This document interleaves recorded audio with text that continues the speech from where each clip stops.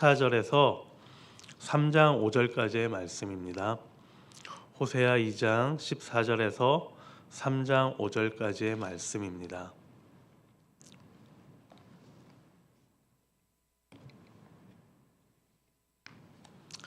다 함께 찾으셨으면 한 절씩 돌아가면서 교독하도록 하겠습니다. 그러므로 보라, 내가 그를 타일러 거친 들로 데리고 가서 말로 위로하고 거기서 비로소 그의 포도원을 그에게 주고 아굴 골짜기로 소망의 문을 삼아 주리니 그가 거기서 응대하기를 어렸을 때와 애굽 땅에서 올라오던 날과 같이 하리라. 여호와께서 이르시되 그날에 내가 나를 내 남편이라 일컫고 다시는 내 바알이라 일컫지 아니하리라.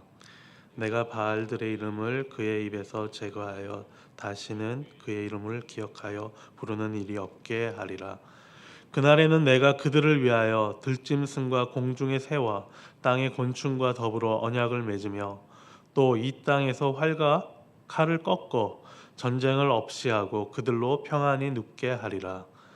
내가 내게 장가들어 영원히 살고 공의와 정의와 은총과 긍휼히 여김으로 내게 장가들며 진실함으로 내게 장가들리니 내가 여호와를 알리라.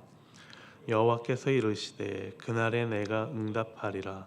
나는 하늘에 응답하고 하늘은 땅에 응답하고 땅은 곡식과 포도주와 기름에 응답하고 또 이것들은 이스라엘에 응답하리라. 내가 나를 위하여 그를 이 땅에 심고 긍휼히 여김을 받지 못하였던 자를 긍휼히 여기며 내 백성 아니었던 자에게 향하여 이르기를 너는 내 백성이라 하리니 그들은 이르기를 주는 내 하나님이시라 하리라 하시니라. 여호와께서 내게 이르시되 이스라엘 자손이 다른 신을 섬기고 건포도 과자를 즐길지라도 여호와가 그들을 사랑하나니 너는 또 가서 타인의 사랑을 받아 음녀가 된 그 여자를 사랑하라 하시기로 6개와 보리 한 호멜 반으로 나를 위하여 그를 사고 그에게 이를 너는 많은 날 동안 나와 함께 지내고 음행하지 말며 다른 남자를 따르지 말라. 나도 내게 그리하리라 하였노라. 그 이스라엘 자손들이 많은 날 동안 왕도 없고 지도자도 없고 제사도 없고 주상도 없고 에봇도 없고 드라빔도 없이 지내다가 그 후에 이스라엘 자손이 돌아와서 그들의 하나님 여호와와 그들의 왕 다윗을 찾고 마지막 날에는 여호와를 경외함으로 여호와와 그의 은총으로 나아가리라. 아멘. 오늘 본문은 호세아 서론의 마지막 부분으로 어제 본문의 하나님의 고발과 심판 예언의 진정한 결론을 보게 됩니다. 2장에서는 총 3번의 심판 선언이 나옵니다. 그런데 오늘 본문이 그 3번째입니다. 그리고 마지막으로 결론적 진술을 하기 위해 그러므로라는 접속사를 사용하여 심판의 선언을 시작하고 있습니다. 그런데 그 내용에는 상당한 반전이 있습니다. 심판의 내용임에도 불구하고 그 안에는 포기하지 않는 하나님의 사랑을 다시 이야기하고 있는 것입니다. 하나님께서 심판에 대한 결과로 회복과 구원을 이렇게 다시 약속하시는 것입니다. 이것은 단순히 징계로 끝나는 것이 아니라 그 징계가 이스라엘을 하나님께로 돌이키게 하는 도구로 사용되었다는 점이 강조하고 있습니다. 구약 시대에 오늘날뿐만 아니라 구약 시대에도 배우자의 간음은 이혼으로 끝나는 것이 아니라 처벌로 이어졌었습니다. 그런데 법적으로 이혼하거나 처벌하셔도 부족할 상황에서 하나님은 이렇게 바람난 이스라엘을 위로하시고 설득하신다고 14절에서 이야기하고 있습니다. 그러기 위해 이스라엘을 거친 들로 데려가시고 아골 골짜기에 몰리게 하시지만은 하나님은 이 거친 들이 포도원이 되게 하시고 그리고 아골 골짜기에서 소망과 희망의 문을 다시 열어주십니다. 이것은 심판이 아닌 새로운 관계의 시작이고 포기하지 않는 하나님의 사랑을 의미하고 있는 것입니다. 이렇게 이제 다시 언약 관계는 새로워질 것을 예언하고 있는 것입니다. 그 새 관계는 그들 조상이 애굽에서 나올 때의 그런 하나님의 구원과 그리고 인도를 경험하면서 하나님과 언약 관계를 맺었던 그때 그 모습으로 다시 돌아갈 것이며, 이것이 바로 하나님의 본심이라는 것을 드러내고 있는 것입니다. 우리는 고난 가운데 하나님께서 그 고난 가운데서 건져내어 주시고, 그리고 고난이 없는 상황으로 나를 옮겨 주시기를 원할 때가 있습니다. 그리고 그렇게 많이 기도를 하고 있습니다. 하지만 오늘 말씀은 하나님은 이스라엘을 광야로 다시 데려가십니다. 함께 가시는 것입니다. 광야는 이렇게 고난과 시험의 장소이지만은 동시에 하나님과의 관계가 회복되는 장소이기도 했던 것입니다. 이 구절은 하나님께서 고난 자체를 사용하셔서 이스라엘과의 친밀한 관계를 회복하고자 하시는 그 모습을 보여주고 있는 것입니다. 이렇게 하나님은 우리가 처해 있는 그 고난을 제거하기보다는 그 과정에서 이스라엘과 동행하시면서 말씀으로 위로하고 계신 것입니다. 성도 여러분, 우리가 어려운 고난에 처해 있다면은 우리가 그곳에서 벗어나거나 또 외면하면서 또 거기서 빠져나오지 못한다고 힘들어하거나 무너지지 말고 그 가운데서 하나님의 위로의 말씀에 귀를 기울이며 하나님과 동행해야 할 것입니다. 그렇게 할 때 그렇게 동행하시는 하나님께서 거친 들이 포도원이 되게 하시고, 그리고 아골 골짜기에 소망의 문을 열어주시는 것처럼 우리의 그리고 나의 고난의 자리에서 나와 함께 동행하시면서 그 고난의 자리를 은혜의 자리로 만드시는 나의 하나님이 될 것입니다. 16절 이하부터는 그 회복된 관계로부터 일어나는 일들을 설명하고 있습니다. 첫째로는 바알들이 제거된다라는 것입니다. 16절 말씀에 보면은 그날에 내가 나를 내 남편이라 일컫고 다시는 내 바알이라 일컫지 아니하리라 말씀하고 있습니다. 간단하게 말하면은 지금까지 이스라엘은 여호와를 내 바알이라고 부르면서 그런 혼합주의에 물들어 있었던 것입니다. 여호와와 바알이 그들 신앙 안에 뒤섞여 있었던 것입니다. 하나님이 주인이 되어야 되는 그 순간에 하나님과 바알이 나를 주인으로 생각하고 이용했던 것입니다.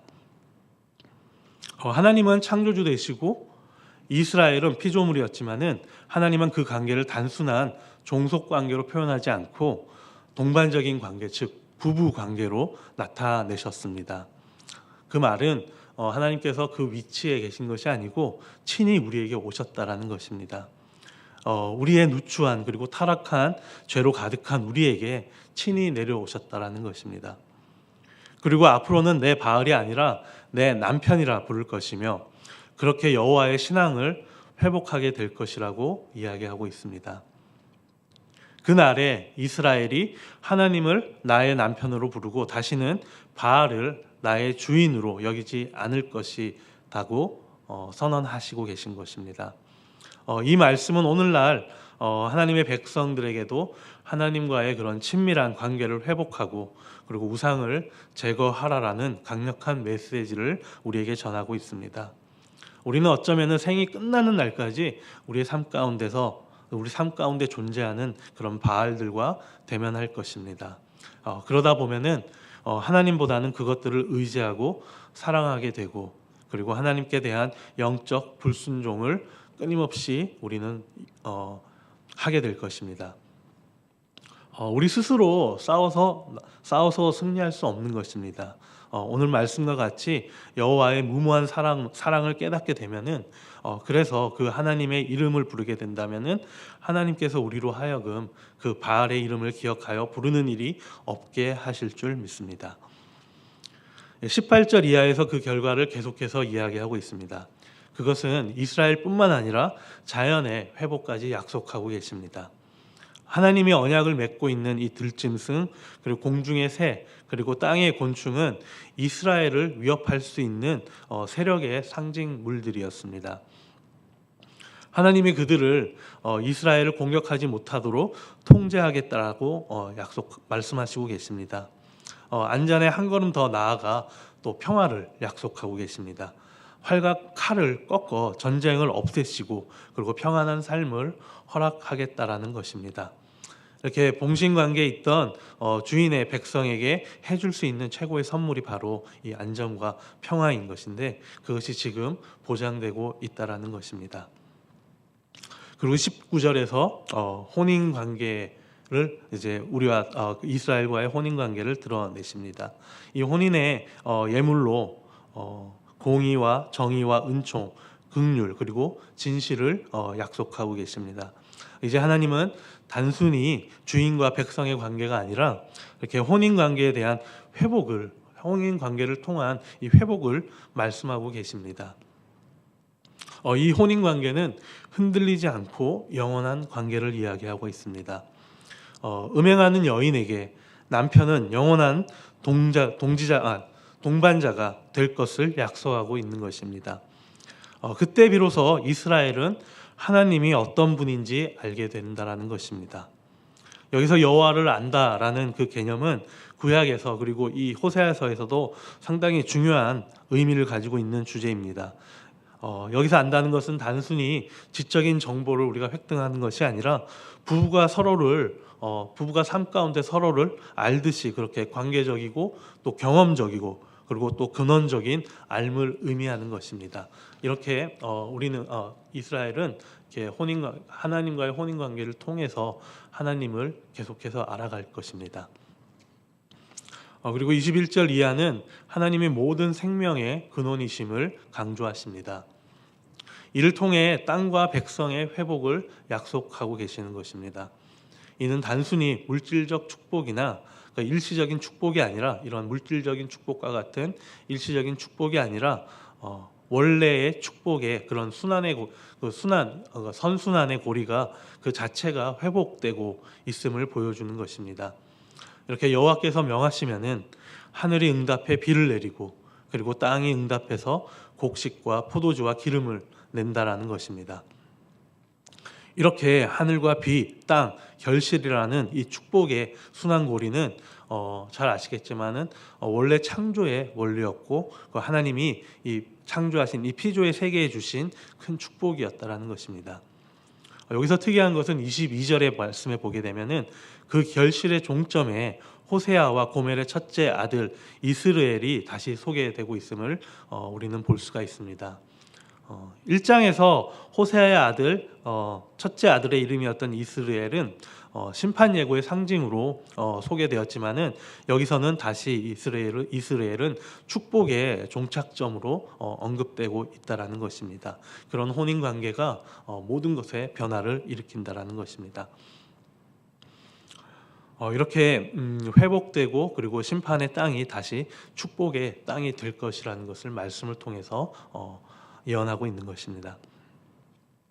우리 23절 말씀에서는 하나님의 심판 이후에 회복과 은혜를 선포하면서 하나님과 그의 백성 사이의 언약적 관계가 새롭게 회복될 것을 약속하고 있습니다.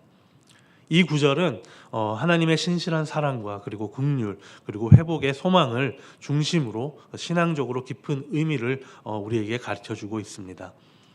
하나님이 너는 내 백성이라 부르실 때 우리는 그저 주는 내 하나님이라고 그냥 고백하면 된다라는 것입니다. 바알들이 사라지니 너무나 당연하게 된 것입니다.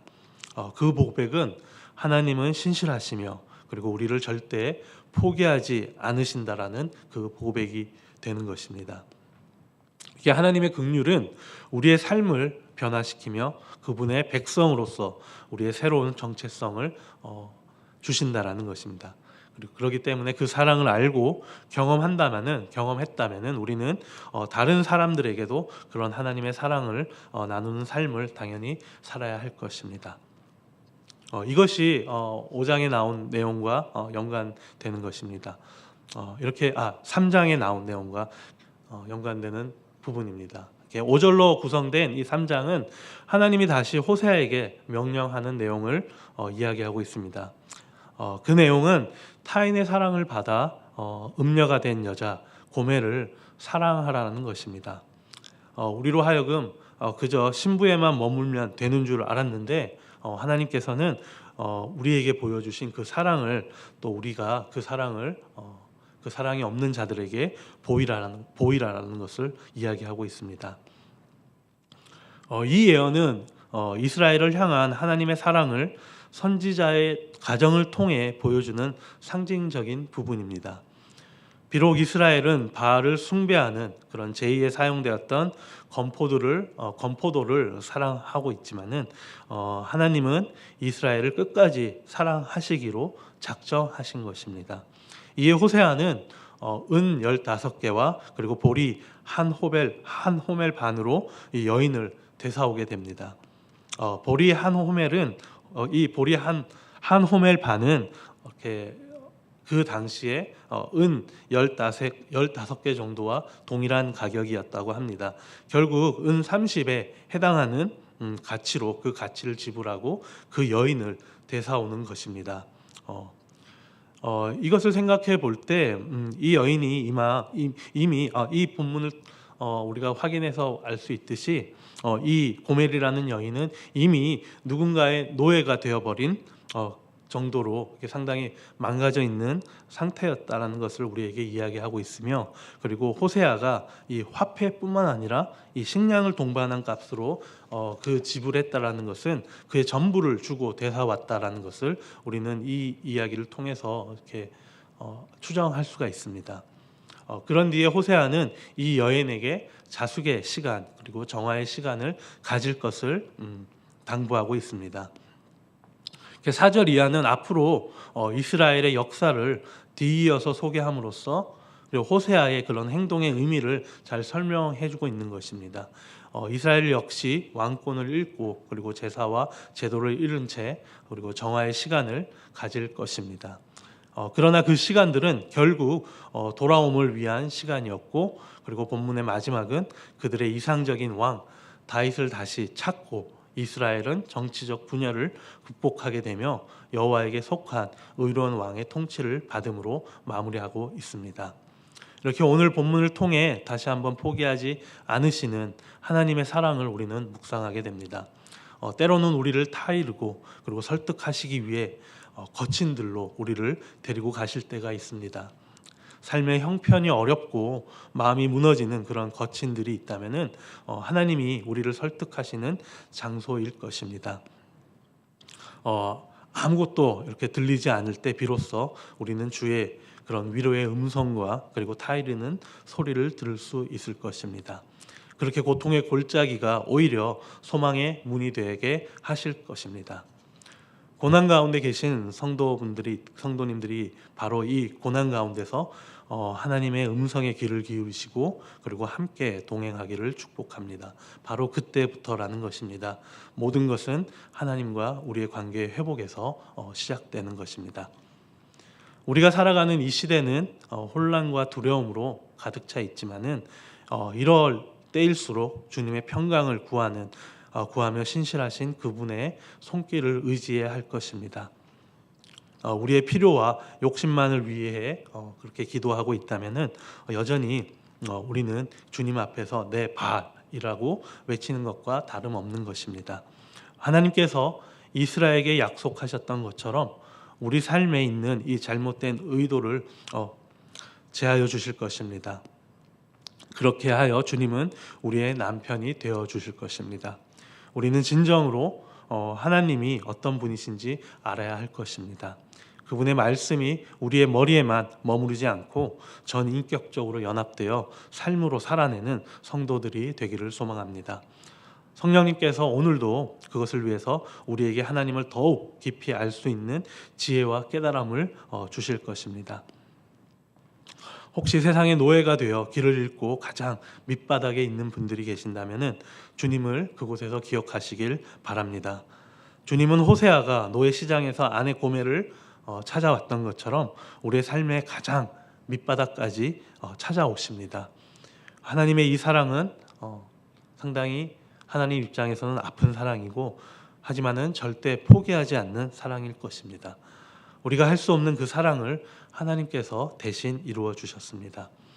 하나님께서 내 백성이라 하시면 그 음성에 주는 내 하나님이다 라고 고백하시길 바랍니다. 그래서 마지막 날까지 여호와를 경외하는 우리 모두가 되어야 할 것입니다. 오늘 하루 하나님께서 내미신 그 손을 붙잡으시기 바랍니다. 광야와 같은 그런 고난 가운데 계신 성도님들이 계신다면 더욱더 꽉 붙잡으시기 바랍니다. 하나님의 손에는 구원과 평안 그리고 회복이 담겨 있기 때문입니다. 우리의 연약함 속에서도 우리를 일으키시는 그분의 사랑을 믿으며 주님과 동행하는 하루가 되기를 소망합니다. 기도하시겠습니다. 하나님, 우리가 삶의 고난과 실패 속에서도 주님을 의지하며 동행하게 하시고 이 호세아의 말씀처럼 하나님의 신실하신 그 사랑 안에서 회복의 길로 나아갈 수 있도록 우리의 믿음을 허락하여 주시옵소서. 주님께서 우리의 남편 되심을 고백하며 오직 주님과의 언약적 관계 안에서 오늘도 살아가는 우리 모두가 되게 하옵소서. 예수님의 이름으로 기도드립니다. 아멘. 저희들 한 가지 기도 제목을 가지고 함께